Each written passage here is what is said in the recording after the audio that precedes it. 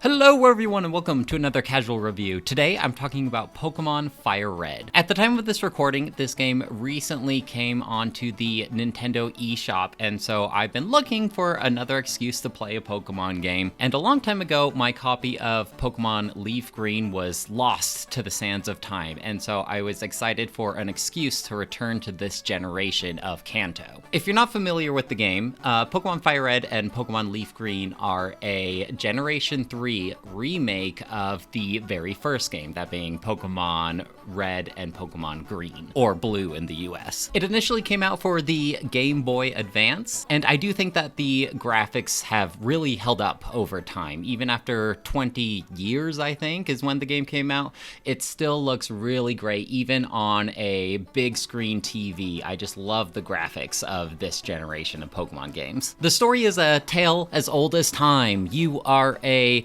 11-year-old and you go out into the world to get all 8 gym badges and then to defeat the Elite Four in order to become the champion. Along the way, you will encounter the nefarious group Team Rocket and its leader Giovanni, along with your rival who will always smell you later. Those aren't your only tasks though, as Professor Oak has enlisted you to fulfill the Pokédex, that being all 150 Pokemon. So if you've never heard a casual review from me before about a Pokemon game, typically what I like to do with these games to kind of mix things up, to keep myself from just using the strongest Pokemon, you know, your Gyarados and Arcanines and Charizards and all those really strong Pokemon, I kind of set this very light rule for myself that if I've used a Pokemon in a party before, then I do not use them in a current run, or at least for as long as I can remember. So I definitely remember using a Blastoise, a Charizard, and a Venusaur on a playthrough before. So by going along with my rules, I decided to pick Charmander, but I quickly put him in the box and did not use him. Actually, the very first Pokemon that I did pick up that I ended up using is a Mankey, who I named Dr. Zaius. And in the Viridian Forest, I picked up a Caterpie that I named Kerrygold. Having a fighting type Pokemon and a Pokemon that knows Psychic once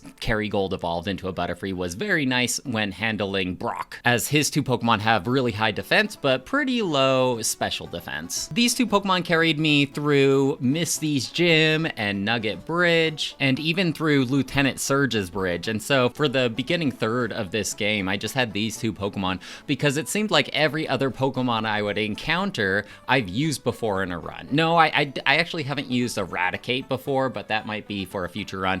I've used my Pidgeys before, I've used a Beedrill before, a Clefairy before, a Geodude before, and so it wasn't until I encountered an Ekans that I realized I've never used an Arbok in my run before, who I promptly named Reputation. I then got the HM Flash, which allowed me to navigate through the Rock Tunnel, and this led me to Lavender Town. And Lavender Town is where you go to the ghost tower, I can't remember what it's called, and you rescue Mr. Fuji. But we can't do that yet because we need the Sylph Scope that is found in Saffron City. So I skipped Mr. Fuji for now because I can't do anything to help him, and I navigated over to Celadon City, this being where Erica, the 4th gym leader, is. Along the way, I picked up a Meowth named Mr. Business. His full name is Mr. Jim Business, if you must know. And I also picked up an Eevee, which I gave a Water Stone immediately and named him Clear. So now I'm up to a party of 5 Pokemon. I haven't quite figured out what my final party member would be because,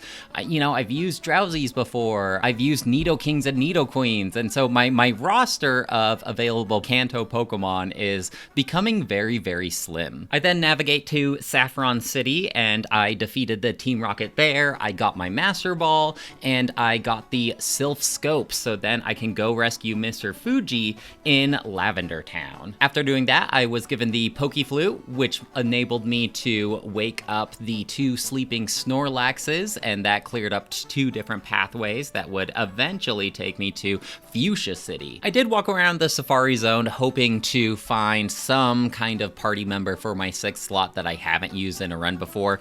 In this game, unfortunately, your Tauros and Chansey are very rare, and I wasn't that interested in using either anyway. This is also normally where I would pick up a Dratini if I haven't used a Dragonite before, but I have. It then dawned on me that I am severely lacking a flying type, and especially during the early games of Pokemon where HMs are a thing, you definitely need a flying Pokemon to learn the HM Fly. This essentially allows you to fast travel between major points instead of having to travel there on foot or on bike. And yes, this remake does allow you to run, but that still doesn't make travel that quick. And so I was going over the list of all the flying type Pokemon available to me at this point, and I have used pretty much all of them that are able to learn fly. I've used my Pidgeot, Fearow, Dutrio, and then it dawned to me that there is a flying type that I've never used before, and it is because it is a legendary Pokemon, and I tend to stay away from legendary Pokemon. But at this point, I gave myself a little leeway and decided to navigate over to the power plant and capture a Zapdos, which I named Powerline. Now, I did catch Powerline at level 50, and I am the type of trainer that likes to keep all of my Pokemon the same level, so by the time I caught Powerline at level 50, my other Pokemon were still sub 40,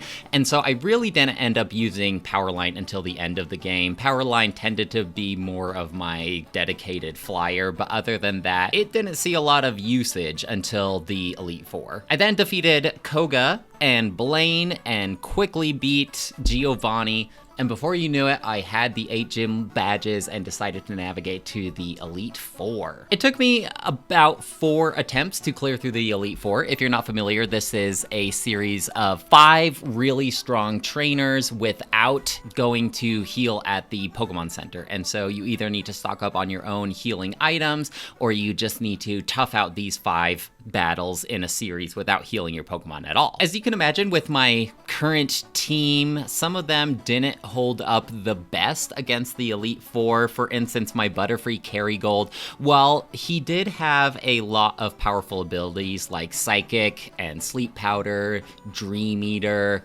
Giga Drain, he had all of these abilities, he didn't hold up that well against the Elite Four. Surprisingly, Mr. Business, with his return ability, he did a decent amount of damage to a lot of the enemy Pokemon, but my 2 main contenders for carrying me through the Elite Four are Powerline, obviously, that being my legendary Zapdos, and Cleor, the Vaporeon. And it's usually at this point that I call it a day. I beat a Pokemon game, and at this point I was maybe 22, 23 hours into my playthrough. But this game does offer something that the other Kanto games don't. Pokemon Red, Blue, and Green, and Pokemon Let's Go Eevee and Let's Go Pikachu do not have this extra content after the Elite Four called the Sevi Islands. These are 7 islands that you can navigate to that have additional Johto Pokemon. These are Gen 2 Pokemon that you can encounter, and there is a very light story of Team Rocket not understanding that Giovanni has disbanded Team Rocket and they were trying to get it back together. But this also is a nice side quest to allow you to trade between Pokemon Sapphire and Ruby games. How does that work on the Nintendo Switch? I don't know. Hopefully someday they release Ruby and Sapphire on the Nintendo Switch, but at this point it is just a nice little extra content for you to go through. When I did purchase this game and I was going to dive back in, this was the part that I was most excited for, because in my head it was a lot of extra content that I haven't played through in many, many years. And I remember as a child when I played through Pokemon Leaf Green, it seemed like a ton of extra content, but I was actually kind of disappointed by the amount of content in this aspect, because it only took me maybe 2 or 3 hours to navigate through all of the 7 islands. They are not that large, and yes, it's cool seeing like a Sentret and a Hoppip in a kind of Gen 1 game, but it really didn't last that long. I will say this though, in the majority of the original Kanto playthrough, you don't encounter a ton of held items or really good TMs that your Pokemon can learn, because they were kind of more true to the Pokemon Red, Blue, and Green. And so held items were far and few between. Alongside with double battles, you might have like 3 or 4 double battles in the main Kanto playthrough, but they definitely sprinkle more newer features that are in future Pokemon games in the Sevi Islands. For instance, you have a daycare with a breeder, so now you can breed Pokemon to get eggs, and you have a lot more held items that are available. Finally, my Reputation Arbok was able to get the TM Sludge Bomb, which gave him a really good stab poison move. If you're not familiar, stab means same type advantage bonus or something like that. And anyways, it essentially gives you bonus damage if your Pokemon is the type of move that they're using. Another thing to know about Pokemon features is the special and physical split with moves. So as far as I understand it, after Generation 3, we're starting with Generation 4, specific moves are either physical moves or special moves. But Generation 3 and back, it was specified by the type of move it is. So the move Bite, for instance, you would assume that Bite is a physical move, but because it is a dark move, it is actually initially a special move in the first 3 generations of Pokemon. So if you are using a Pokemon that has better physical move stats compared to their special attack, but they're a type that typically uses a lot of special attacks, then it's not being utilized to its full potential. There are some older game shenanigans. I've already mentioned the nuances of using HMs. Caves have really high encounter rates full of Zubats and Geodudes. I forgot how tricky it was trying to catch legendary Pokemon without using a Master Ball, because I feel like a lot of newer games just kind of hand you those legendary and mythical Pokemon. And I should mention at this point that if you download Pokemon FireRed or Leaf Green on the Nintendo Switch, it includes the extra special events that allow you to catch Ho-Oh, Lugia, and Deoxys, which is really cool, and it is nice for those people looking to shiny hunt these specific Pokemon because you can reset that encounter really easily. What is unfortunate for them is the shiny encounter rate is almost double what it is in current Pokemon games, and there's no such thing as like a shiny charm to increase your odds of finding a shiny, but for some people it's the thrill of the hunt. I think the odds of encountering a shiny in this game are like 1 out of 8,100, and so needless to say, I never encountered any shiny Pokemon during this playthrough. I think Pokemon Go has led me to just really expect encountering shinies all the time. I feel like I get maybe 3 shiny Pokemon every week on the app, and so